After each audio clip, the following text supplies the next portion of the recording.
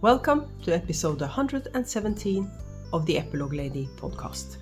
My name is Bente and I'm coming to you from Vesterålen, northern Norway, where I live with my husband, my oldest son and 3 cats.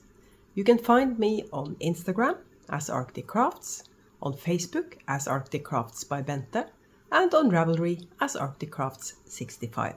There is also a group on Ravelry for the podcast where you can participate in make-alongs and the occasional giveaway. I also have a Ko-fi page where you can support me and the podcast. I'm doing this on my mobile phone this time because I forgot to charge my camera. And when I started charging the camera this morning, and then I discovered that the cable wasn't working properly, so the camera actually wasn't charging. So it's charging now, but that's too late. So I'm doing this on my mobile phone. Fortunately, I have a decent quality camera on my mobile phone. And it's better with slightly more inferior quality, I guess, than no podcast at all. I'm a day late as it is. So we've had spring, then we had some winter, and now we're having sort of spring again, because now we have 4 or 5 degrees and it's been raining. So we got the snow back and now it's starting to disappear again. March in northern Norway, what can I tell you? The reason why I couldn't record yesterday was because I had a job interview of sorts. I'm on this back to work plan. What I'm not sure what I can call it. If you have, like me, if you have issues that makes it impossible for you to have a proper 9-to-5 job, you enter this program where you get welfare payments basically, and they try to find you a workplace where you can work a few hours a week. And I got accepted at my favorite local shop yesterday. So I'm starting the first Thursday after Easter. I'm starting a new job there, 2 days a week, 4 hours each. So a total of 8 hours a week. Shouldn't be a problem, and it's my favorite shop.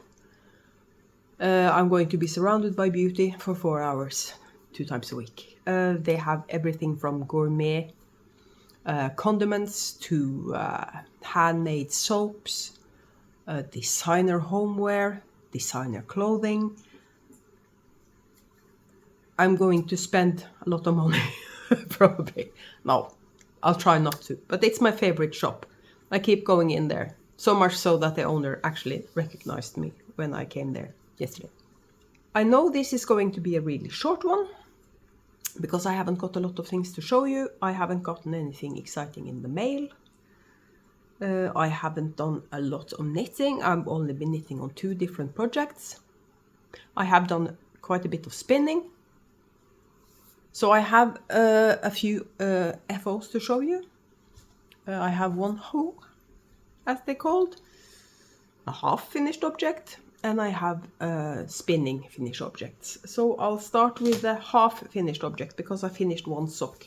This is my Unravel project, or my England project when we went on our trip. And these were supposed to be for my son, but turns out when he tried them on, they're not big enough for him. And they're a bit too big for me, but not too much. So these are for me, so that means the second sock might probably take forever because I wanted to knit my son a pair of socks. So I have to get some yarn and start a new pair for him because I couldn't be bothered to unpick the toe and keep on going with these. I'm going to find different yarn and just knit him a pair of socks. And the finished spinning, this is my first finished Unravel spinning.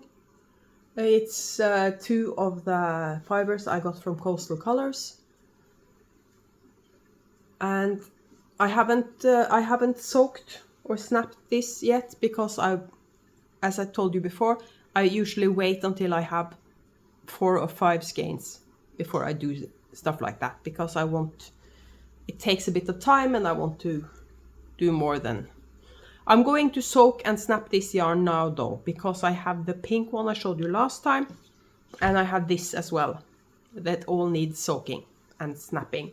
This is Polworth, dyed and spun by me, and this is going to Sue in Canada. I've tried with a higher twist on this one, so it was a bit unruly in the skein. Hopefully that changes when I soak and snap it. So this is going to Sue. Not sure of yardage on this one. I started with 100 grams of fiber, and it's 100% Polworth. So those are my finished objects, all spinning. And then we have my knitting work in progress. It's almost done, so I'm going to work a bit on this so I can finish it, so I can start my next sweater project. This is my Ranunculus that I'm knitting with my Advent spin. And as you can tell, it looks a bit unruly because I'm working on both sleeves at the same time. And I'm doing that because I wanted to make sure I had enough yarn, so both sleeves were the same length. I'm going to have plenty of yarn, so I'm going to have leftovers of this. So maybe, depending on yardage, I could use it in a hat or something with a different yarn. But anyways, this is my Ranunculus that I'm knitting with my Advent spin. And as soon as I finish this, I wanted long sleeves on this because the yarn it's going to be a warm sweater, so I want long sleeves. So, and I have enough yarn for it, so not 3/4 but full length sleeves on this. And as soon as this is finished, I'm going to cape up my handspun Jacob that I did in Cinnamon Toast and the Natural Grey, and I'm knitting a Stripes by Andrea Mowry in that yarn because I keep producing handspun. So I have to keep using handspun. So I have this plastic bin, and I have decided that I'm not going to need more space than I have in that. So I have to, for each skein, basically I have to remove one skein. Either use it as a prize, as a gift, or knit it up. So that's my plan anyway. Let's see how long that lasts. So that's my knitting and spinning for now. I have been thinking about doing another fractal. I haven't yet decided how to go about the dyeing of the fiber. I was thinking, what if I dyed 4 different colors in 50 grams of each color, and then split up the colors and join them as I spun. Because now I feel I'm managing to join in new fiber without it being a problem. So I'm thinking, instead of dyeing 4 sections on one long braid, why not make 4 shorter braids in 4 different colors and join as you go. That might be something I'm trying with the fractal, because I have more sock fiber I want to dye as a fractal. So I might try it with that. I also have lots of undyed fiber I want to dye.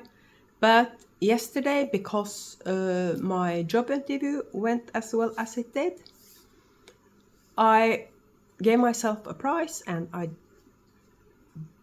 ordered 2 braids of fiber from a different Norwegian dyer than the one I usually buy from, just to try it out. And as usual, I bought one that I'm going to ply with an undyed, and one that I'm going to dye an orangey color to ply with, because it's not cheap buying hand-dyed fiber. So I normally just buy a 100-gram braid, and then I dye up 100 grams of the same type of fiber to ply it with so I get twice the yardage, if you know what I mean. So that's what I'm planning on doing with the fiber I just ordered. And that's actually it. When it comes to life stuff, my youngest son is coming here for Easter, and he's arriving on Friday, late Friday night. So Easter is going to be really nice, hopefully. And my next podcast will also be on a Tuesday, because he leaves on the Monday. So it's turning into being Tuesdays, looks like. And then we have the make-alongs. Sorry, today I'm all over the place. I think I have all this anxious energy because of the job and everything. So I'm a bit all over the place. But anyways, make-alongs. Fluff to stuff. I'm going to draw the first prize at the end of the month. It's going to be fiber from Ulveig. The first prize, I know a lot of you probably haven't got the time to finish anything until the end of the month. So the first quarterly drawing at the end of March, I won't be insisting on you having something to show for your work. If you have some fiber already spun, that's enough. So if I draw you and your picture showing you have started spinning the fiber, you're eligible for a prize. But starting with the quarterly drawing in June, you have to have something more substantial to be eligible for a prize. But now the first time at the end of March, I won't be too hard on you. And then we have the other make-along, the Shop Your Stash Mal, that I'm doing with Alex from My Yarny Corner and Liz and Sue from Distant Stitches. That's only on Instagram. And I'll probably draw a prize for that as well at the end of March, because it's easier for me to remember if I do it at the same time. I haven't decided yet if that's going to be a pattern prize or if I'm going to de-stash some of my own yarn and use that for a prize. I haven't decided yet, but I'm going to draw a prize at the end of March for that as well. And as I said, only on Instagram, and the hashtag is ShopYourStashMal2024. I'll put a correct hashtag at the bottom of the screen in case that was wrong, but I'm pretty sure it's ShopTheStashMal2024. And the fluff to stuff I also drawing. Not speaking. Can't speak today, it appears. I'm also drawing Instagram prizes for the fluff to stuff mal, and that is going to be pattern prizes. At the end of the year, I'm going to do a prize drawing on Instagram as well. So I'm going to all the hashtagged posts on Instagram throughout the year have a chance of winning fiber, but it won't be until the end of the year, because I'm going to have a grand prize drawing at the end of the year that I'm going to be announcing in January of 2025. And I'm going to be doing fluff to stuff next year. Of course I am. Because I have turned more into more of a spinner than a knitter. My knitting mojo isn't all that anyway. So thankfully I discovered spinning, because if it wasn't for that, I probably wouldn't be doing any fiber crafts at all these days. I haven't been crocheting in ages, and the only reason why I'm knitting on this sweater every day is because I want to start the next sweater, because I have castanitis, but I don't have a knitting mojo. Does that sound weird? Does anybody relate? I want to cast on a lot of new things, but I don't feel like knitting. Again, I think it's the anxious energy. It's been a rough winter in more than one way. And I think it was sort of a letdown when we had lovely spring weather. The roads were bare. I could walk in my sneakers. And then suddenly we got snow again. And I think that was sort of a bummer as well. But this is turning into a long tangent and not a lot of knitting or spinning or anything. So this is a short one. I wish I could do these only when I had something important to talk about. But then I wouldn't be able to do a podcast every other week. One thing I discovered though, that I think is really fun, is that it appears that my subscription numbers have been increasing a tiny bit since I started talking about spinning. It could be something else, but the format hasn't changed, apart from the fact that I've started talking about spinning. So maybe a few new people has found me, and if you're one of them watching this, thank you so much for subscribing. So what I'm going to do now is I'm going to make myself another cup of coffee, and I'll edit this and do something useful. Not sure what, but I'll probably think of something. Not that this isn't useful.